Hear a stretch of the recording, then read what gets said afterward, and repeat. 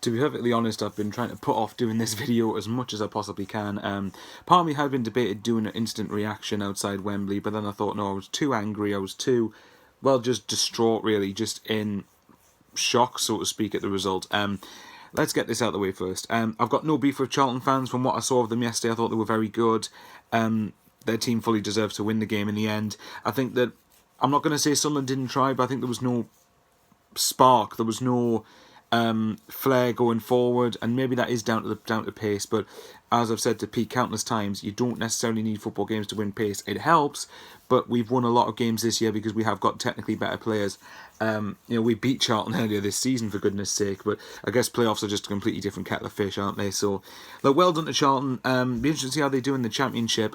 Lee Bowyer, quickly, I think, should have got Manager of the Season for that. I think, given what he's had to put up with, given the fact that Ross has had a summer of upheaval, Jack Ross has, and although Lee Bowyer's done a great job with a similar kind of upheaval, we can't ignore that for Ross. But anyway, I do think that with Lee Bowyer, he's had to put up with a lot, probably a bit more than what Ross has had to put up with, and he's managed to get that Charlton team firing and get them promoted in the end, annoyingly for me. But, as far as the thoughts on the game, somehow we took the lead, given what happened with the Charlton defence, the mix-up between Charlton defence and the goalkeeper. We took the lead, and really those are the defeats that kind of really piss me off the most, because it's a defeat from a winning position, and I absolutely can't stand losing games when we've gone in front. So, at the end of the day, we didn't deserve it. So, we've got to brush it under the carpet, move on, and go from there, really. I think that we need to assess where this season's gone wrong, and we need to have the inquest can start now. Anyway, I did go on Twitter, so I'm actually looking at my computer as well, so I'm going to be looking through Twitter questions and keep on refreshing over and over again, pretty much, in case any new ones crop up while I'm filming. But basically, I asked on Twitter if there's any of yous who had any questions for me. And there's a few other things I want to talk about as well. So I've got 1, 2, 3, 4, 5, well, a couple of them that are statements, but and then as well, you've got a couple of questions here and there. So, very quickly, thank you to all that asked me the questions. At least it's going to be interesting to have a look at this. So, let's get started. So, first one is Sam. Hey, Sam. Sam seems to keep ask questions quite a few times, so this is good for us. At It's Sam That. This one's more statement. I thought when Max Power went off, we lacked in the midfield, and I'm pretty confident we would have won if he wasn't injured. Obviously, we would have won if we'd bothered to defend properly. No, I think it's a fair point. Max Power going off early on, I think, definitely did impact things. I think that he tends to add a bit of steelness into the middle of the park, and he combines that a little bit with a bit more ability to go forward, actually. So, I think when it came down to it, yeah, it didn't help things, but we still should have been able to do the job from there. But yeah, I mean, if Max Power stays, and it looks like I think he probably would stay next year, then I think we've got a fairly decent chance in being good in the middle of the park. Matthew Pierk 3, sorry, I've probably said that completely wrong, mate.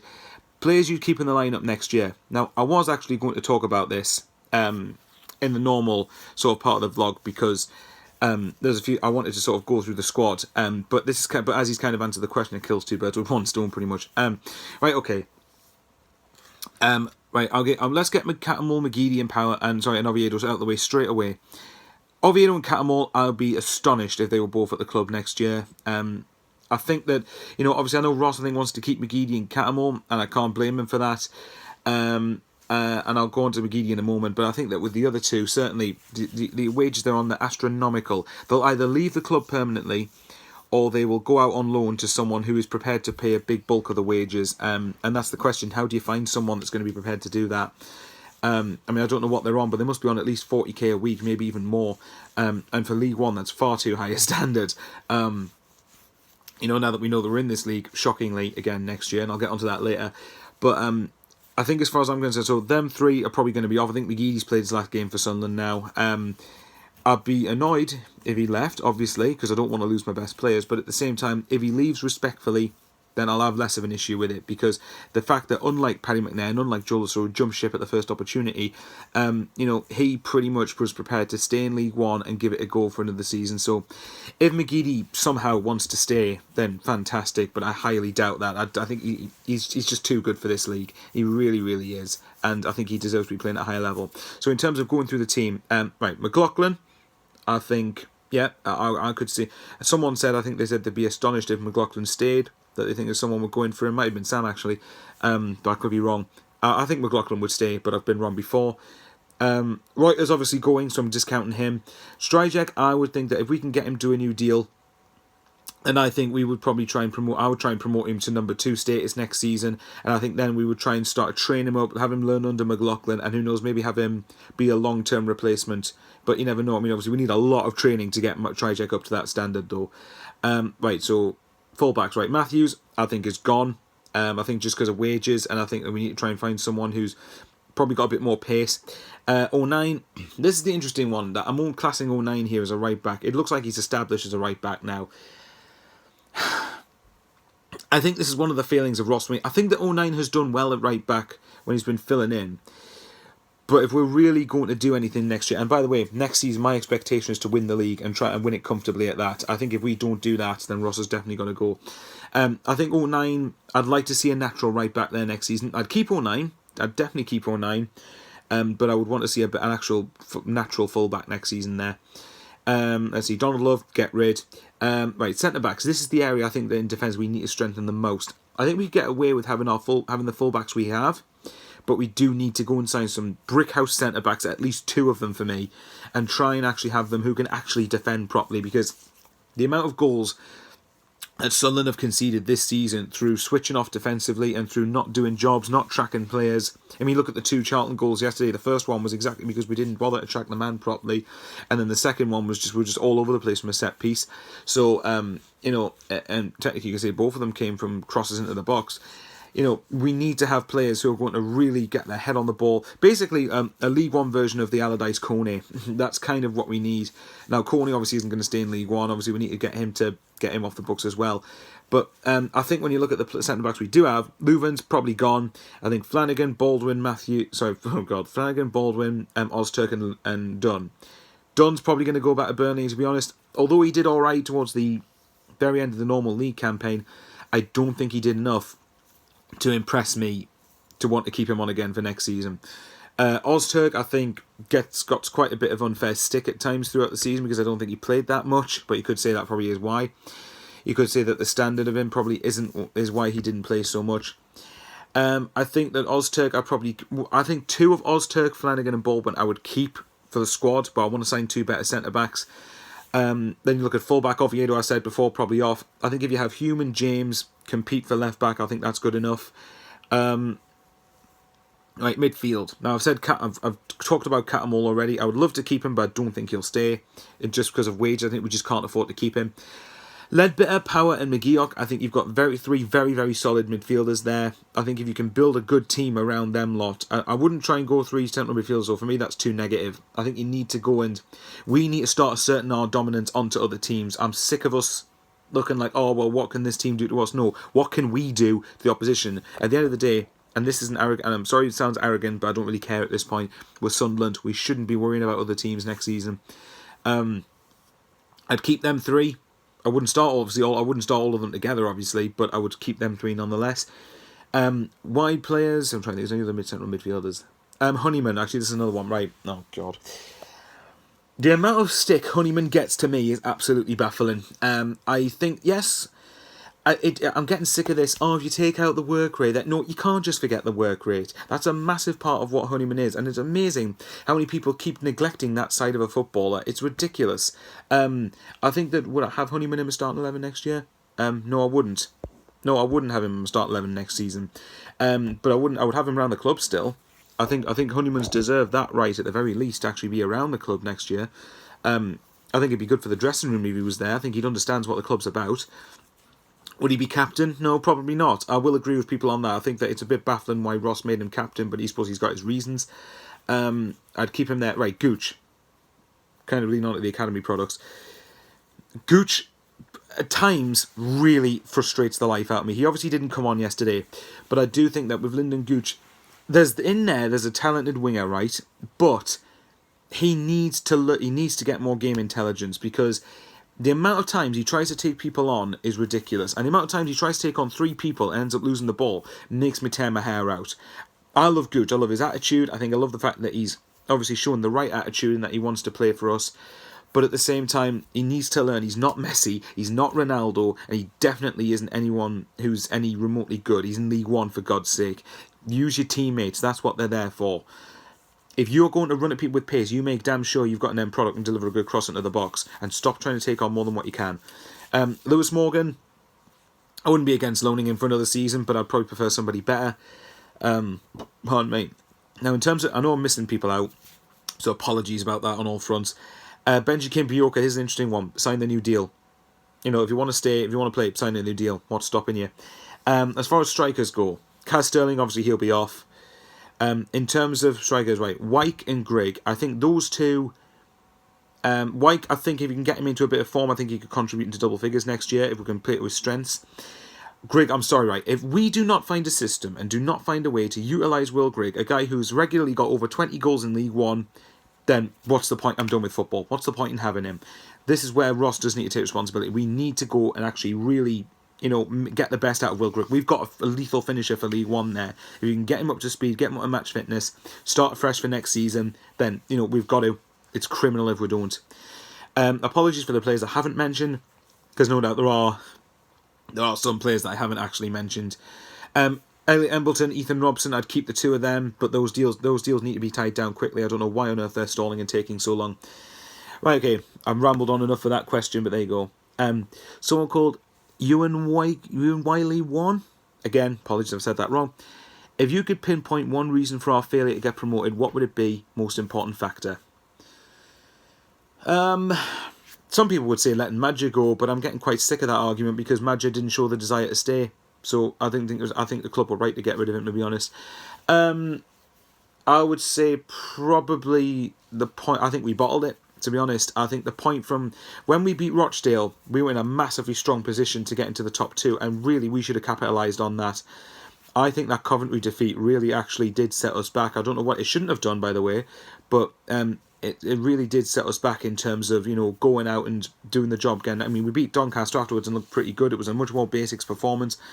But I think there's the draws is what did it, and I don't even think it's all the fact that we drew 19 games. I think there's certain draws in there that are 2 points dropped. In fact, quite a number of them are 2 points dropped for me. I think the three I look at in particular are Scunthorpe, Oxford, and Peterborough, because especially because Scunthorpe went on to be relegated. You know, all three of those games we were winning, going into the 87th minute onwards, and we didn't win any of them. So it's absolutely ridiculous. That would probably be what it is, Ewan, but I really don't know. Obviously, if it was easy for me to say, I would go down, knock on Jack Ross's door, as if he'd actually listen to me. He'd be desperate at that point. So I think that in that regard, yeah, we would just have to wait and see. We'd have to wait and see. Jack Curtis, your view on the split in the fan base at the moment? It's not ideal. I think the one thing that I would say is, and I'll talk about Ross in a moment because there's a question about the manager. But I can get people I want him out. I'll go on to this again in a minute. But what I don't get is why can't people be respectful of other people's opinions? You don't need to insult them. You don't need to say they're delusional or anything, unless they're attacking Stuart Donald, in which case, yeah, I think that probably is being a bit delusional. I contradicted myself a bit there.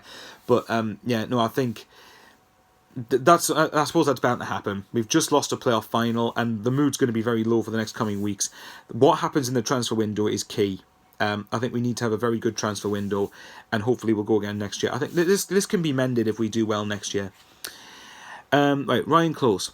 We should set up a team for next season that could be capable of playing the Championship if we get promoted, so we wouldn't have to make as many changes. If we beat Charlton, it looks as though wholesale changes were going to be needed again. That's actually a very good point. I'm not saying I wanted to stay in League One, but in the long term, this could be the best thing that's happened to us. But this only will be the case if we react from this properly. If you look at it, if we'd beaten Charlton and got promoted, I think we definitely would have needed to buy a whole set of new players, because a lot of this squad isn't good enough for the Championship. And I think in League One, one of the advantages we could have, this is the problem, is we're going to have to try and attract players who are Championship quality, I think. I know that sounds delusional, but we've got to look to try and storm the league, really, next year. And I think if you get a winning mentality early on, the momentum from the following season, if we did get into the Championship, could actually benefit us. So we'll have to wait and see what happens with it. I think Ryan's got a very good point there. So from Ryan Close 19, that's a very good point, actually. I did think of that myself. So shout out, actually, to that. I think that's a very, very good, sensible point. obviously, time will tell, really, but recruitment is massive this summer. We need to go out, and I think we need, like I said, we need to sign 2 centre-backs, 2 strong brick-house centre-backs, and 2 quick wingers, really, attacking midfield who can link defence to attack pretty well. And I think if you add them to the starting 11, I think you've got a team that would win the league. Not easily, but certainly next season. Right, the last question so far on here, unless I get one in the next couple of minutes, from Hummy at Eat Hummus 1. Nice name, because I like hummus. Got to be about the manager staying, and if so, what needs to change? Love your videos, by the way. Thanks very much, man. Right. Ross. Okay, this is the big one. I actually did put up a poll yesterday, and I thought I would save it to try and refer back to for this video. Now, obviously, bearing in mind, the poll I've asked is only about probably a 0.01% of the fan base, but I wanted to try and get a bit of a mood here. I think that when it comes down to it, I did ask people, are you Ross in or are you Ross out? And that was only it. There was 2 options in the poll, nothing else. And for me, I do kind of wish I'd offered a undecided option onto there, because I do think that I think people needed to probably have that option. However, it was about probably, I think it's like between 315 to 340 votes as at the time of recording, because the poll hasn't finished yet.